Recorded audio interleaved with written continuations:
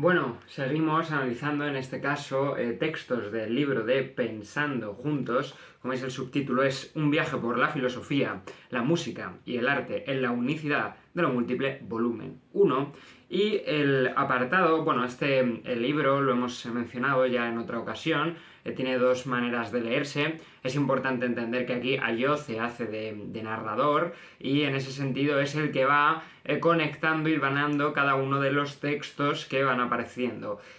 Probablemente comente alguna cosilla de lo que narra Ayoce, tanto antes como después del artículo que vamos a reseñar hoy, pero nos centraremos en el artículo como tal. Estamos en el apartado que se titula Hashtag Filosofía, y aquí veis que el que nos toca en esta ocasión se titula ¿Qué es filosofía?, de Pablo Verde Ortega. Bueno, es interesante pensar que la pregunta por la filosofía es una pregunta esencial en la filosofía, quizás más que en otras disciplinas. Es decir, la reflexión que quiero hacer aquí es que, bueno, otras disciplinas obviamente también tienen que tener incorporada la reflexión sobre qué son ellas mismas en su corpus de saber. Eso juega el terreno de delimitación de la investigación, pero digamos que en muchos casos, sobre todo en las ciencias no sociales, ¿no?, suele ser más bien una pregunta de partida, de base, a partir de la cual ya luego se desarrolla el campo de investigación. Sin embargo, en muchas ciencias sociales y de manera acuciante en la filosofía, esa pregunta forma todavía parte del terreno de disputa y de construcción de qué se supone que tiene que investigar la disciplina de aquella investigación que el filósofo o, ya os digo, cualquier otra ciencia social realiza. Por lo tanto, la cuestión sobre la discusión de qué es la filosofía es absolutamente relevante, incluso a pesar de los milenios que llevamos filosofando, porque sigue siendo puesto en cuestión qué se supone que deba ser. Y claro, tiene, como muchas otras preguntas en cualquier rama de humanidades, tanto componentes descriptivas como prescriptivas, porque lo mismo que existe una intención por captar qué ha sido la filosofía, incluso qué ha sido la filosofía en determinadas épocas. La filosofía se ha transformado en múltiples maneras y también interesa ese componente prescriptivo, cómo, de qué manera le interesa a la filosofía ser a partir de hoy, a partir de el mañana, en los tiempos que vivimos o en los tiempos que viviremos. En general, yo entiendo que más o menos cualquier definición de qué es la filosofía se mueve entre estos dos componentes, porque además definir siempre es limitar, y es bastante complejo que en una definición de filosofía no se dejen fuera autores u obras que, bueno, para otras personas serían consideradas obras filosóficas o obras escritas por filósofos. Bueno, hecha esta introducción, lo que vamos a ver ahora es la postura específica de Pablo Verde Ortega, que también tiene mucho interés. De hecho, Pablo empieza hablando de, claro, la arrogancia que supone hacer esta pregunta. Efectivamente es una pregunta compleja, se dice mucho que es muy habitual, ¿no?, que los filósofos vengan a responder qué es la filosofía, como si la filosofía que ellos practican fuesen la filosofía de verdad, la filosofía buena, la filosofía fetén, podríamos decir también. No creo ni mucho menos que este sea el caso de Pablo, aunque tenéis que entender que sí que es propio de la historia de la filosofía. Este gesto está, por ejemplo, claramente en Nietzsche, y bueno, aquí básicamente la idea es que, a pesar de que es una pregunta arrogante, de nuevo es tan relevante para la disciplina que merece la pena intentar responderla.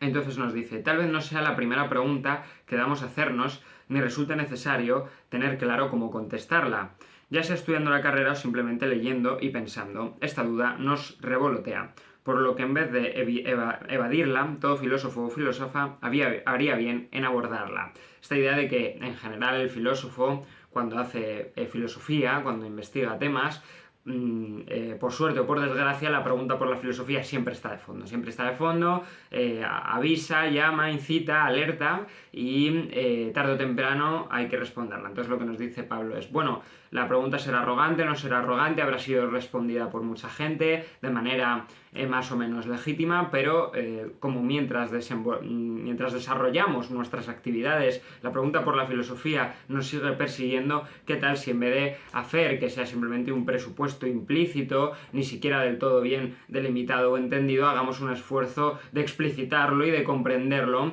para entenderlo? Y precisamente por eso tiene sentido responder a la pregunta de qué es la filosofía. La dificultad de definir la filosofía nace de la enorme diversidad que la rodea. Pensar que la neoescolástica, la hermenéutica heideggeriana o la filosofía de la ciencia analítica puedan situarse bajo un mismo techo resulta sorprendente, y eso que los casos que ha mencionado son al final de filosofías recientes que no tienen muchos siglos de duración, ¿no? Porque incluso la escolástica la ha mencionado como neoescolástica, es decir, parece que la reflexión está más situada respecto a qué es la filosofía ahora. Sin embargo, también está toda la complejidad de cómo conectarnos con la filosofía de la antigua Grecia y, bueno, como hay bastantes diferencias en qué se supone que es la filosofía en esa época y en esta, puesto que, por ejemplo, la filosofía de la antigua Grecia estaba muy vinculada a una actitud vital. Se sigue defendiendo, muchos autores lo hacen, yo me encuentro entre ellos, que la filosofía hoy en día también, por lo menos, debería tener que ver con una actitud vital, es decir, que debería haber coherencia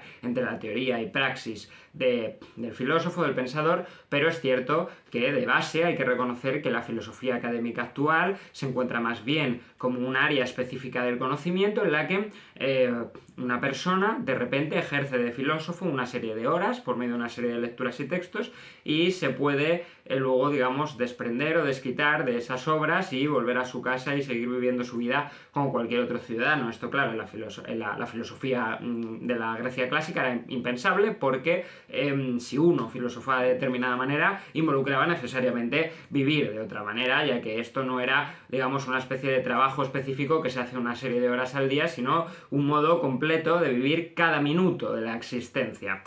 Aún así, por supuesto, hay autores que hoy en día, ya digo, y tampoco es que sean pocos, defienden esta actitud vital, pero por supuesto es bastante más complejo de llevar en nuestra época por el desarrollo academicista, en muchos casos delimitador, ¿no? Sin dejar que eso se expanda a otros espacios de vida, pues ese recorrido de la filosofía complica ese desarrollo de la filosofía como actitud vital. Eso quiere decir que estamos condenadas a una definición meramente sociológica y ostensiva de la filosofía, según la cual esta no sea sino eso que hacen las personas que trabajan en los departamentos de filosofía. No necesariamente, no necesariamente. En cualquier saber positivo hay divergencias más que considerables entre distintas escuelas. Estoy saltándome algunas frases para ir a lo importante, ¿vale? Tampoco le va a la zaga la física y su clásico debate entre la mecánica cuántica y la relativista, por poner un ejemplo. Entonces, ¿qué está aquí diciéndonos Pablo? Bueno, que esas diferencias y complejidades entre la filosofía no son tampoco algo tan distinto de los que hay en otros saberes. Por mi parte sí que consideraría que hay un espacio mucho más amplio de disconformidad en la variedad de posturas, está mucho más señaladamente se encuentran las diferencias entre las posturas filosóficas que entre las posturas físicas, y además se ve como, por ejemplo, en las posturas físicas también depende del campo, ¿no? Uno se encuentra trabajando en la relatividad y en cuanto que uno trabaja con la relatividad, por supuesto tendrá diferencias teóricas, incluso en muchos casos bastante sustanciales con sus compañeros, pero más o menos tiene un espacio común de construcción. ¿Hay un espacio común de construcción en el campo de la epistemología, por ejemplo en filosofía?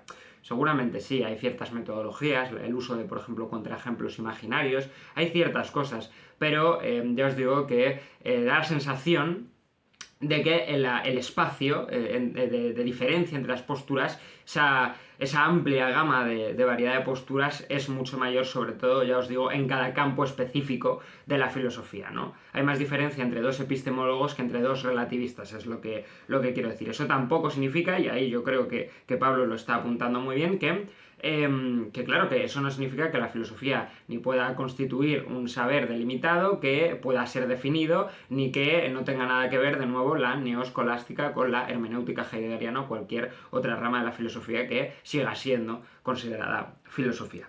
Entonces lo que nos dice Pablo es: considero que la filosofía vendría a ser el bar de la realidad. Aquí tenemos un ejemplo, ¿no?, de definición de filosofía. VAR son las siglas en inglés de árbitro asistente de vídeo. La filosofía tiene por tarea la revisión de acontecimientos, conceptos, fenómenos, otras disciplinas e intenta ofrecer una segunda opinión y en ocasiones una tercera, una cuarta. Esto me parece que va bastante en línea con la idea de que la filosofía es un saber de segundo orden que se constituye siempre mediante el conocimiento de saberes previos. Es decir, que para hacer filosofía uno necesita ciertos conocimientos de sociología, de física, de antropología, de biología, de cualquier otra rama del conocimiento, a partir de la cual uno va a hacer una reflexión crítica que en este caso pretende incluso juzgar a estas propias disciplinas o los fenómenos que ellas describen. Ahora bien, encuentro tres diferencias fundamentales entre el VAR y la filosofía. En el videoarbitraje se busca la precisión absoluta y sus definiciones aspiran a ser incontestables. Claro, esto evidentemente en la filosofía no se busca, o bueno, por lo menos hace un tiempo que no se busca, porque quizás sí que ha habido pensadores que lo han intentado, pero como mínimo deberíamos dar cuenta de que fácticamente eso nunca se ha conseguido.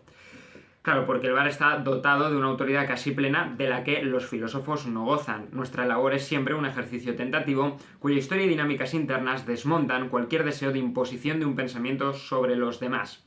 En segundo lugar, el VAR goza de una vista de pájaro, casi divina, garantizada gracias a una tecnología puntera. La filosofía, en cambio, dispone de medios rigurosos, la argumentación, la precisión conceptual, el diálogo, pero más humildes en sus intenciones y resultados. Es decir, que si bien efectivamente hay una diferencia muy grande, de nuevo, entre la precisión del VAR y la de la filosofía, que dispone de herramientas muy distintas, esta idea de vista de pájaro también recuerda la idea de mirada filosófica, sinóptica, de conjunto de la filosofía. Así que, cuidado, que aún así podríamos pensar que esa vista de pájaro también tiene que ver con la filosofía, lo que es interesante, ¿no? Porque resulta que una analogía, una metáfora futbolística quizás tiene, y yo creo que aquí Pablo propone algo interesante, más provecho del que a priori podríamos pensar, a pesar de que, bueno, sí que sigue, digamos, una interpretación muy específica de qué es la filosofía, que por supuesto otros autores han defendido de otras maneras, pero que están en alineación con esta manera de pensar, ¿no? Que sigue teniendo que ver como que sigue pensando la filosofía como juez de lo otro. Una postura que es verdad que matizada tal y como hace Pablo, creo que sigue teniendo sentido a día de hoy. Lo podemos pensar, por ejemplo, en cómo la filosofía de la ciencia ha tenido relevancia en determinados juicios donde problemas con fármacos, por ejemplo, han dado lugar a debates sobre qué es la ciencia y qué se puede considerar lo empíricamente justificado. Y claro, cuando tienes un problema argumentativo de tal calibre, no te queda otra que recurrir a Popper, a Hempel y a otros filósofos de la ciencia. Por poner un ejemplo, que no es solo la filosofía de la ciencia, esto ocurre con otro montón de disciplinas. La filosofía es un quehacer dialógico que se enriquece del intercambio con otras personas. Siempre estamos pensando con alguien o contra alguien, aunque dicho sujeto no esté presente. A mí esta idea de que pensar siempre es pensar con o contra alguien me parece una idea valiosísima que muestra que el pensar, y eso también está desde el inicio de la filosofía con Sócrates y la idea de la dialéctica, ¿no? Es decir, que el pensar siempre ocurre con otro y que el pensar, como muchas veces se ha conceptualizado, en realidad no tiene que ver con esa actitud solitaria en la que el filósofo se encierra en su habitación y durante horas medita para por fin mostrar sus textos y sus verdades, sino que de base ese ejercicio filosófico sí requiere de un pensar interno, pero que se tiene y se debe externalizar para confrontar ideas y por fin extraer, digamos, los resultados de esa disputa de ideas, esa disputa ideológica, esa disputa filosófica que es fértil y que sirve precisamente para dar a luz ideas, ¿no? Esa idea de mayéutica socrática, de dar a luz a verdades. Bien. Entonces, bueno, dice Pablo que sería interesante hacer de la filosofía, como decía Hawking, respecto a lo que era la ciencia, es decir, hacer de la filosofía algo parecido a lo que dice Hawking que es la ciencia, es decir, el fin ideal de la ciencia no es la unidad, sino la plétora absoluta, con lo cual, de nuevo, la filosofía, para ser un área del conocimiento, para ser una actividad, para ser un proceso, para ser una actitud vital, claro, hay incluso distancias insalvables en la definición de ese primer sustantivo de qué es la filosofía. ¿Qué es la filosofía? Es una práctica, es una actitud, es una rama, es una disciplina, es una interdisciplina. Entonces, el caso es que aquí, como fin de la filosofía, no va a ser buscar una unidad, va a conseguir tener un corpus de conocimiento heterogéneo, pero que apuntan a una meta que no es la unidad, sino la plétora absoluta. Bien.